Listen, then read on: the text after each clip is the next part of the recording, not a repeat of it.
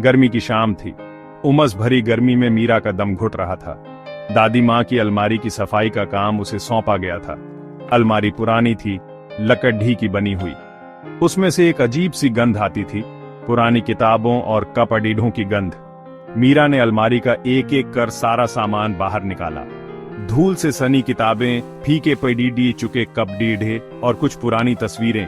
अचानक उसकी नजर एक लिफाफे पर पड़ीढ़ी। लिफाफा पीला पड़ीढ़ी चुका था। उस पर नीले रंग की स्याही से पता लिखा था। मीरा ने लिफाफा उठाया।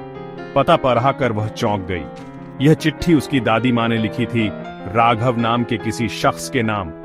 मीरा ने कभी अपनी दादी माँ से राघव नाम के किसी शख्स का जिक्र नहीं सुना था। उत्सुकतावश उसने लिफाफा खोल दिया। लिफाफे में एक चिट्ठी थी। चिट्ठी में लिखी हर बात से मीरा का दिल दहल गया। यह उसकी दादी माँ की प्रेम कहानी थी, एक अधूरी प्रेम कहानी। चिट्ठी में उसकी दादी माँ सरिता ने अपने दिल की सारी बातें लिखी थीं। राघव से उनका पहली नजर का प्यार था। दोनों चोरी छिपे मिलते थे। सरिता ने चिट्ठी में अपने और राघव के सपनों का जिक्र किया था। दोनों साथ जीना चाहते थे, साथ मरना चाहते थे, लेकिन किस्मत को कुछ और ही मंजूर था। सरिता के परिवार वाले राघव से उनकी शादी के खिलाफ थे। उन्होंने सरिता की शादी किसी और से तय कर दी।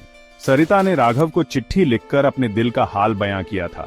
उसने राघव से आखिरी बार मिलने की गुजारिश की थी। शायद यही आखिरी चिट्ठी थी जो सरिता ने राघव को लिखी थी, लेकिन यह चिट्ठी कभी राघव तक पहुंच नहीं पाई। मीरा ने चिट्ठी बार बार पढ़ी। हर बार पढ़ने पर उसके मन में एक ही सवाल उठता, क्या राघव को कभी सरिता की आखिरी बात पता चली? क्या राघव ने सरिता से मिलने की कोशिश की होगी? मीरा के मन में अपनी दादी माँ के लिए असीम प्रेम उमड़ आया। उसने ठान लिया कि वह राघव को ढूंढेगी। वह सरिता और राघव की अधूरी प्रेम कहानी को पूरा करेगी। मीरा ने चिट्ठी पर लिखे पते को ध्यान से देखा। पता बहुत पुराना था। उसे समझ नहीं आ रहा था कि वह कहां से शुरुआत करे, लेकिन मीरा ने हार नहीं मानी। उसने ठान लिया था कि वह अपनी दादी माँ के अधूरे प्यार को उसका हक दिलाकर रहेगी।